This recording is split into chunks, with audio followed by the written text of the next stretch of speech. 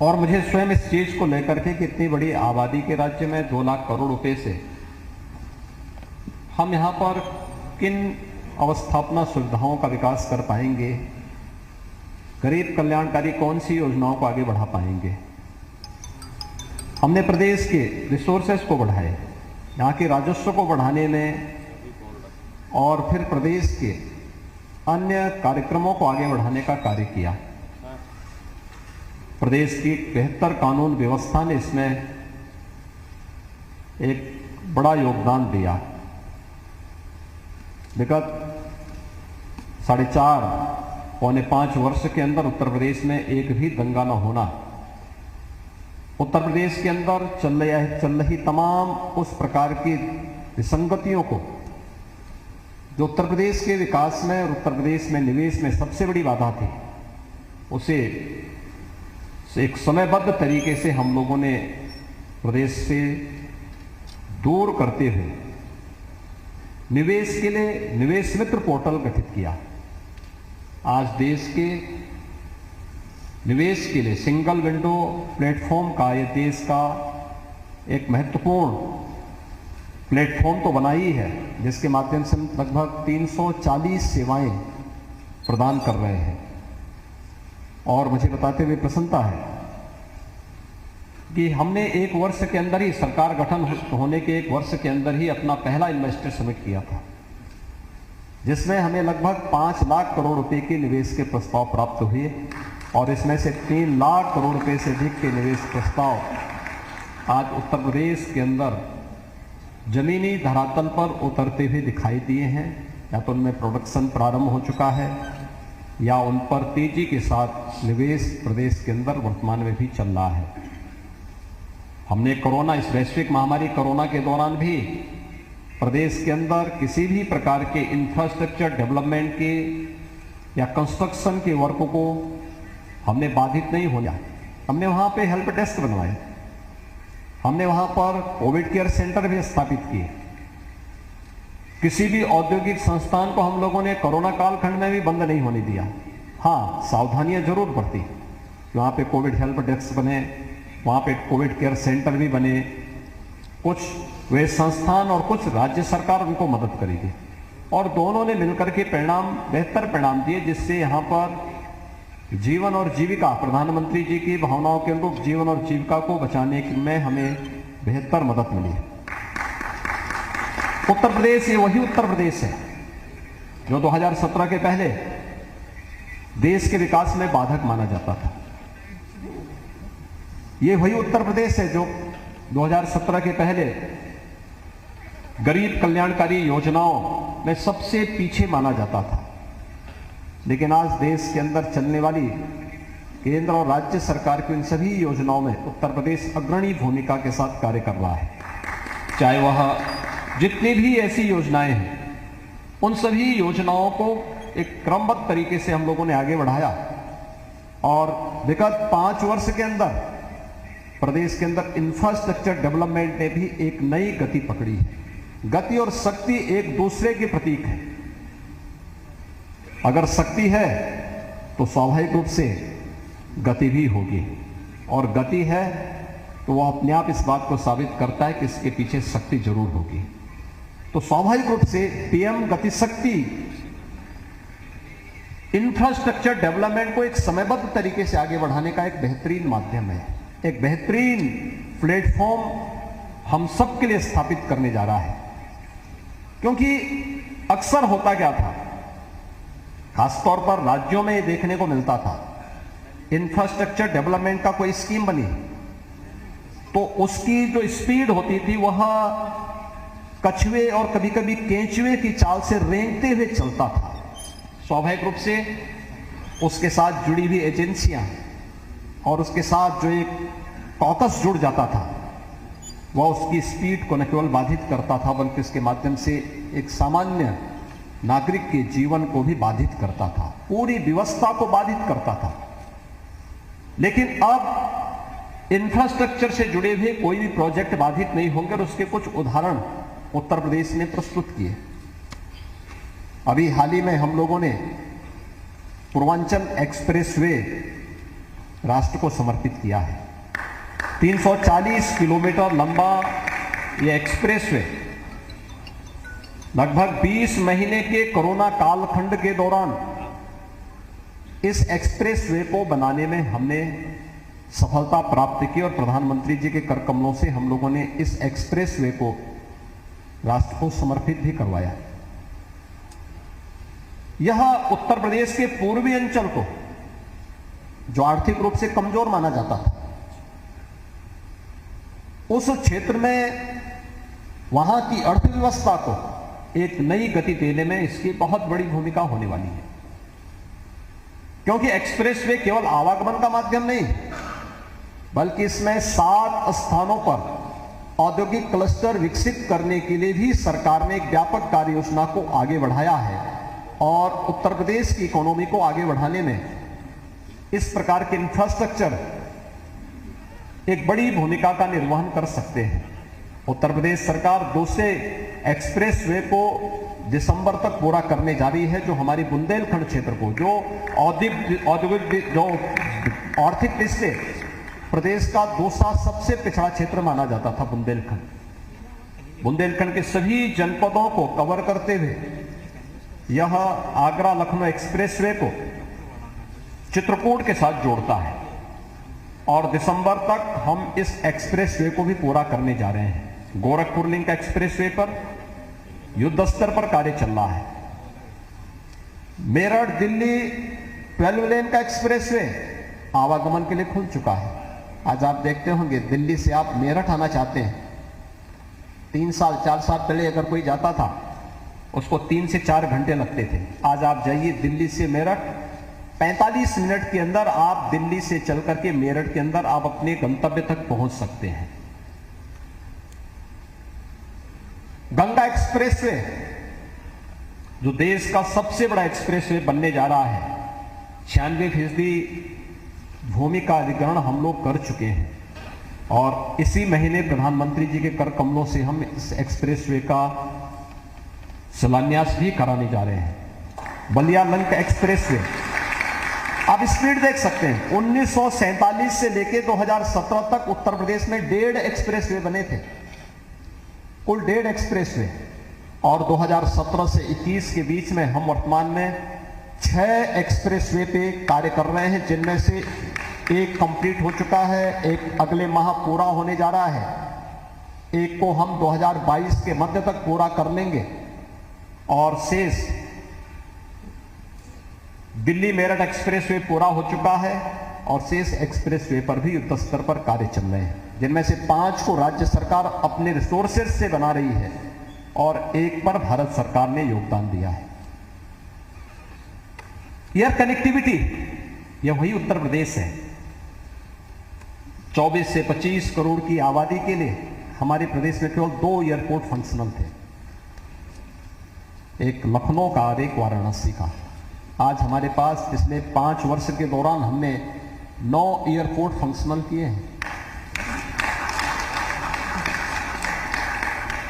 इससे पहले 2017 तक प्रदेश के अंदर जो 2 एयरपोर्ट फंक्शनल थे, केवल 25 गंतव्य स्थलों तक उत्तर प्रदेश की कनेक्टिविटी थी। आज हम 80 से अधिक स्थलों पर, देश और दुनिया के 80 से अधिक स्थलों पर एयर कनेक्टिविटी से उत्तर प्रदेश जुड़ा हुआ है। 11 एयरपोर्ट पर वर्तमान पे हमारे कार्य चल रहे हैं, जिन क्षेत्रों में कोई सोचता नहीं था। हम चित्रकूट में भी एयरपोर्ट बना रहे हैं, ललितपुर में एयरपोर्ट बन रहा है, सोनभद्र में हमारा एयरपोर्ट बन रहा है। इस आजमगढ़ के नाम से लोग भयभीत होते थे, वहां पे हमारा पूर्वांचल एक्सप्रेस उसी के बीच से होते हुए जा रहा है और वहां पर हमारा एक एयरपोर्ट बन रहा है। सहारनपुर में एयरपोर्ट का कार्य युद्ध स्तर पर चल रहा है, अलीगढ़, मुरादाबाद, श्रावस्ती, यानी 11 स्थलों पर हमारे नए एयरपोर्ट वर्तमान में बन रहे हैं। और आप देखेंगे 2023 तक उत्तर प्रदेश देश का पहला राज्य होगा जिसके पास 5 इंटरनेशनल एयरपोर्ट होंगे। कुशीनगर इंटरनेशनल एयरपोर्ट प्रधानमंत्री जी ने 20 अक्टूबर को देश को समर्पित किया है, वहां पर वायु सेवा प्रारंभ हो चुकी है। मेट्रो, आज प्रदेश के 4 नगर मेट्रो की सेवा से जुड़ चुके हैं। दिसंबर माह में हम कानपुर की मेट्रो भी प्रारंभ करने जा रहे हैं। आगरा में मेट्रो का कार्य युद्ध स्तर पर चल रहा है। गोरखपुर में मेट्रो के लिए पीआईबी ने अपनी सहमति दे दी है और अब हम इस पर तेजी के साथ आगे कार्य बढ़ाने जा रहे हैं। प्रदेश के अंदर देश का पहला वाटरवे नंबर 1 वाराणसी से हल्दिया के बीच में प्रारंभ हो चुका है और अन्य तमाम ये कार्यक्रम जो प्रदेश के अंदर होने हैं। आज उत्तर प्रदेश 2017 के पहले यही उत्तर प्रदेश था जिसके बारे में ये मान्यता थी कि अगर कहीं से भी जाना हो, अगर कहीं पे आपको सड़कों पर गड्ढे दिखाई दें और सायंकाल सूर्यास्त के बाद कहीं से अंधेरा दिखाई दे तो मान लो उत्तर प्रदेश की सीमा आ चुकी है। आज उत्तर प्रदेश की इंटर स्टेट कनेक्टिविटी 4 लेन के साथ जुड़ चुकी है, चाहे वो नेपाल के साथ जुड़ी हुई सीमा हो। जितने भी हमारे मार्ग नेपाल से जुड़ते हैं हमने 4 लेन की कनेक्टिविटी दी है। बिहार, झारखंड, छत्तीसगढ़, मध्य प्रदेश, राजस्थान, हरियाणा, उत्तराखंड, इन सब के साथ जुड़ी हुई हमारी सभी सीमाएं 4 लेन की कनेक्टिविटी के साथ जुड़ चुकी हैं।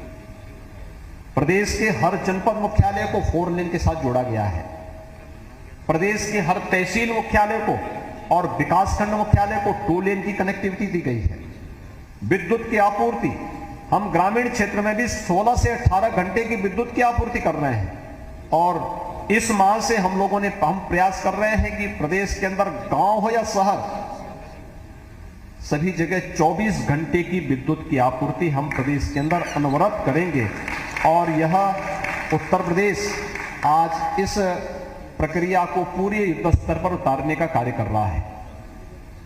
प्रदेश के अंदर भारत सरकार के सहयोग से तमाम बड़े बड़े कार्य हो रहे हैं। उत्तर प्रदेश के अंदर अगर हम देखते हैं तो eastern and western dedicated freight जो फ्रेट कॉरिडोर है, इन दोनों का जो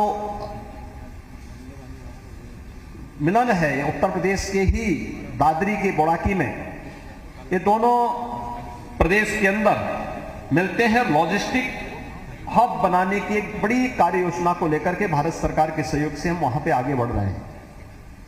प्रदेश के अंदर चाहे वह मल्टी मॉडल लॉजिस्टिक हब हो या मल्टी मॉडल ट्रांसपोर्ट हब के निर्माण की इस कार्रवाई को तेजी के साथ आगे बढ़ाने का कार्य किया जा रहा है। फ्रेट विलेज के रूप में वाराणसी में प्रधानमंत्री जी ने 2018 में ही इसे राष्ट्र को समर्पित किया है। जेवर एयरपोर्ट, आप सोच सकते हैं सरकार की मंशा अगर साफ होती है तो बड़ी से बड़ी चुनौती को भी बहुत सहजता के साथ उसका समाधान निकाला जा सकता है। अभी प्रधानमंत्री जी ने विगत दिनों नोएडा इंटरनेशनल एयरपोर्ट जेवर में उसका शिलान्यास किया है।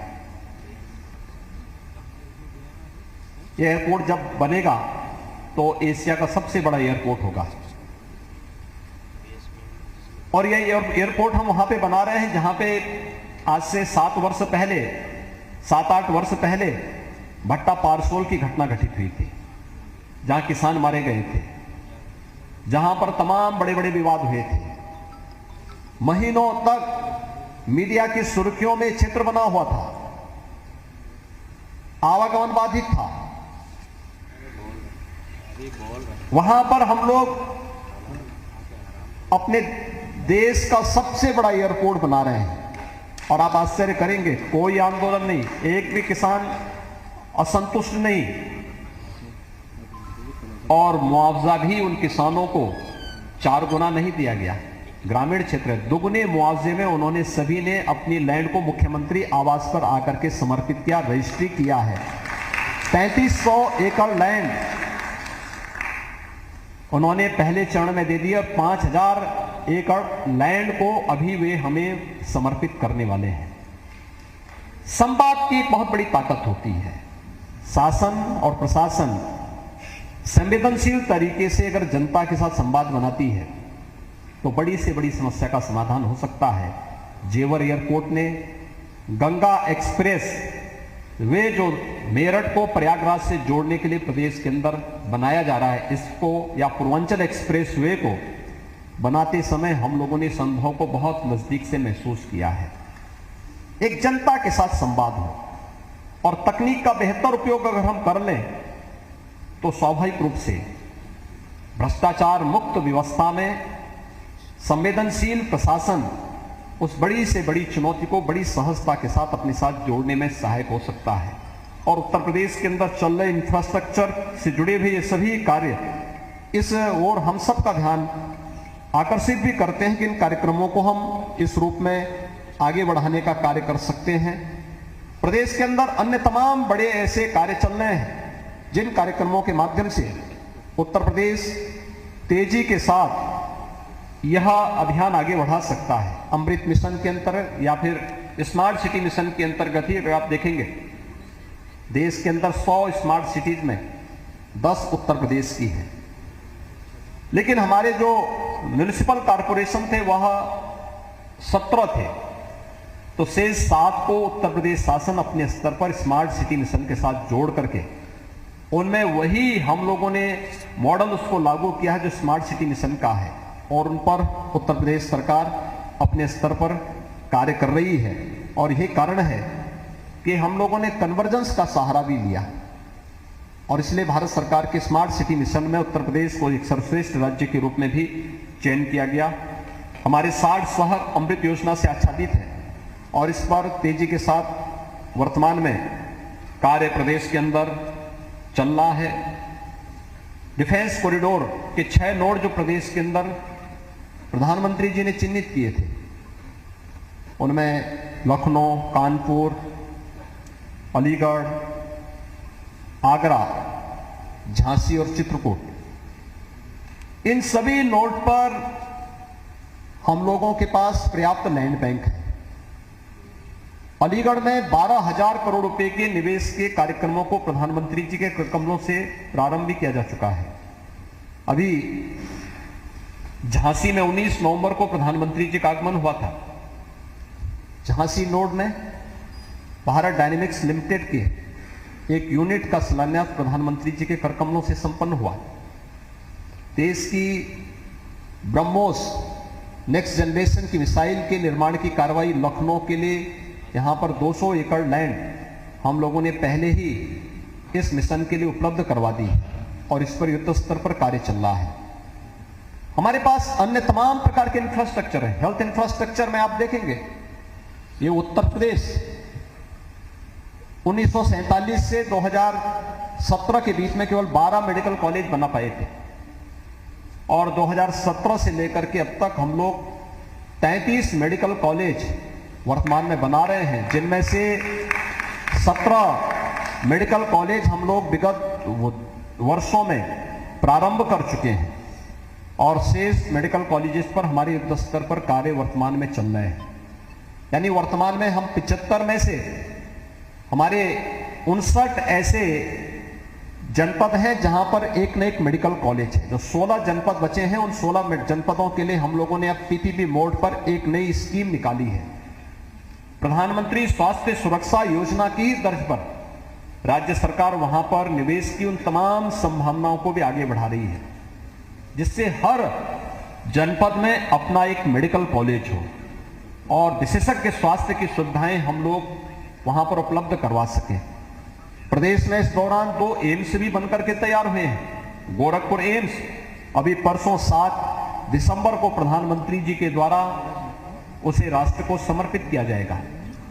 प्रदेश के अंदर ऐसी तमाम अन्य योजनाओं को हम लोगों ने तेजी के साथ आगे बढ़ाने का कार्य किया है और आज उत्तर प्रदेश इस दिशा में तेजी के साथ न केवल डिफेंस कॉरिडोर के क्षेत्र में बल्कि हेल्थ इंफ्रास्ट्रक्चर को भी आगे बढ़ाने में हमें काफी बड़ी मदद इसके माध्यम से प्राप्त हुई है।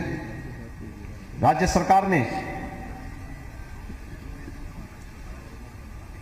मैं इस अवसर पर आप सबको बताना चाहूंगा कि हम लोगों ने इन्वेस्ट इंडिया की तर्ज पर इन्वेस्ट यूपी, जो हमारी निवेशकों की सुविधा और उनको हर प्रकार की सहायता उपलब्ध कराने के लिए एक समर्पित संस्था के रूप में गठित किया है और इन्वेस्ट यूपी ने तेजी के साथ अपना कार्य प्रारंभ किया है।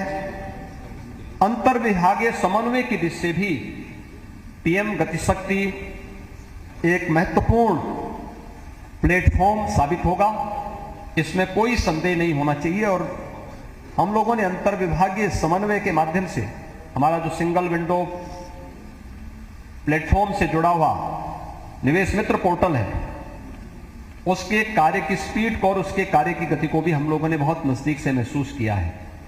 और मुझे विश्वास है कि पीएम गति शक्ति इंफ्रास्ट्रक्चर से जुड़ी हुई इन सभी कार्यक्रमों को आगे बढ़ाने में मददगार साबित होगा।